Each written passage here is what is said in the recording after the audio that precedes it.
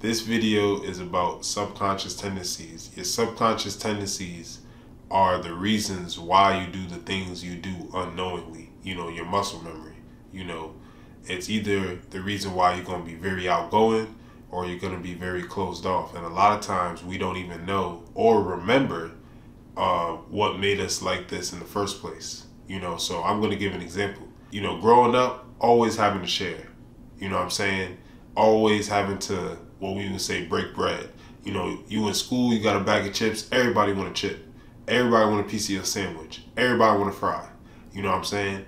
When you at your grandma's house and all the cousins is there, it's like, you know, you having to just share limited resources. Just share, you know.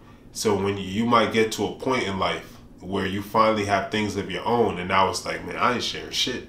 You know what I'm saying? Like, you know, I ain't sharing nothing because I've just been having to break my little slice of pizza up 8 ways my whole life. You know, I just want to eat a whole slice for once. You know what I'm saying? And now that can make you subconsciously selfish. You don't even realize why you're doing it, but what you're doing when you're in life now, and it's like you don't want to share, you know. Whatever it might be, you might not want to share some food now. You might not want to give somebody $1 on the street. Whatever it might be, however mundane or however might serious. You might not want to pay for dates. You might not.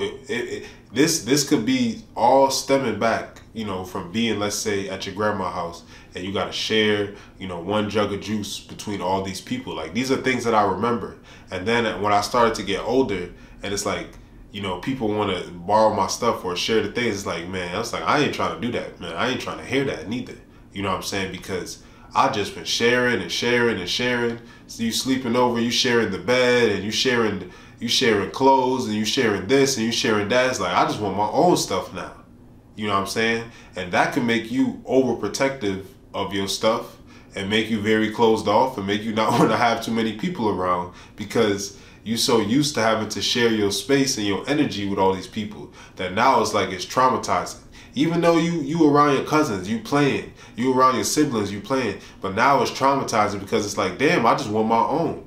I just want to be in my own space. I want to do some weird shit. You know what I'm saying? Without nobody on top of me judging me, looking at me every 5 seconds. Everywhere I go, it's another nigga in this house. You know, and I just want to get some peace somewhere. You know, we internalize little stuff like that. This is something on a very mundane level. We internalize little stuff like that, and that'll turn us into, you know, selfish people. So, you know, apply that type of thinking to something more serious. You know, when I was growing up, anytime I got something new and I would go to school, it's like you get something new and everybody's just attacking you. It's like, this nigga think he cool in his little hat. This nigga think he cool in his little sneakers or whatever. It's never like, damn, bro. Like, sometimes it's like that. Let me not lie. But 90% of the time, it's like, you know, we don't have effective communication skills, and we don't speak positively to each other naturally. So a nigga or a brother ain't gonna come up to you and just be like, hey man, like your shoes. It's like he always gotta say something, try to put you down or whatever it might be. Even though I understand a lot of it is projected and stuff. Sometimes a nigga wants some new shoes and he see you in some new shoes and he feel bad and he got to try to, you know, bring you down to make you feel how he feeling. You know, however, you know, experiencing that over and over, it's like, you know, now growing up between that and then people see me in nice things, you know, trying to rob me from my nice things. It's like you get older, it's like, you know, I started noticing I would buy nice clothes and not want to wear them. You know, because it's like I'm either waiting for me to go outside and somebody be like, oh, you think you special in your little shirt? And it's like, I don't want to hear that shit no more.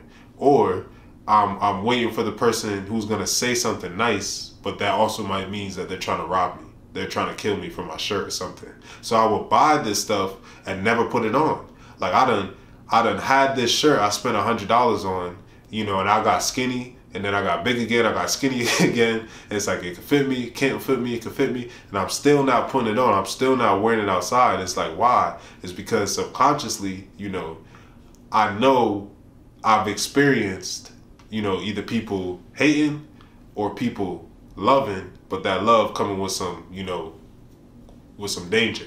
And it's like, I'm trying to avoid the danger and I'm trying to avoid the hate. So I'm just not going to put the shirt on. I'm going to buy it. I want to wear the shirt.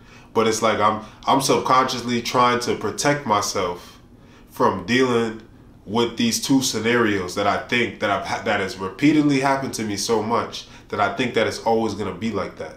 And, you know, and apply that type of thinking to something more serious. You know, I don't want to say anything to possibly trigger somebody. I'm trying to use mundane examples. You know, little mundane stuff. You know, like people laughing at your hair, people laughing at your nose or something. You know, you seeing that over and over. That's where that subconscious hate starts to develop. But that's where other tendencies start to develop. You know, growing up, people not trusting in what you're saying. You know, so now when you finally have your own voice, you can start to make your own decisions. You know, you could have been one of those people who told your parents, like, hey, let's try it this and that way. Hey, could we do this and that? And it's like, you know, no one was ever trying to hear that shit. So like now that you can make your own decisions, you ain't listening to nobody, you know, because ain't nobody was ever listening to you. So it's like, now I ain't listening to nobody. It's like, yo, maybe you should turn left. Nope. It's like, I'd rather drive off a cliff, you know, because your ego is now that shield that's trying to protect you from dealing with that same thing when you was dealing as a kid, when you was trying to, you know, speak up, or you was trying to, you know, hey, maybe we should try it this way. And they're like, get out of here, you're a kid. You know, now that you older, it's like you ain't trying to hear nothing from nobody, you know, and these are the things that hold us back, you know. And even when it's small, I'm telling you, you know, really and truly looking back on it, aside from when people were trying to physically harm me, like just getting laughed at and stuff like that, honestly, that was for the best, because it helped, you know, it helped with thick skin. I kind of see that in my favor. So that really and truly, that's not that big of a deal, because it's not like I wasn't doing it to people too. You know, I wasn't just getting ranked on, I was ranking on people as well. So, you know, that's just life, you know. But these other, but it still was holding me back in ways. Don't get it messed up. You know, that's something so simple. It don't even really bother me or nothing like that. But look at how it was holding me back.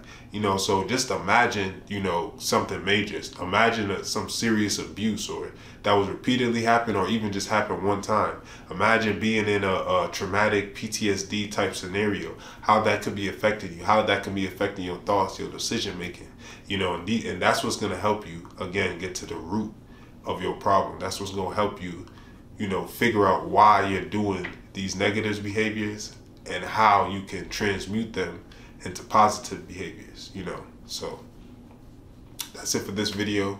I hope that helps give you a better understanding of why you do the things that you do, so you can start to make those changes for the better and no longer do them anymore. So yeah.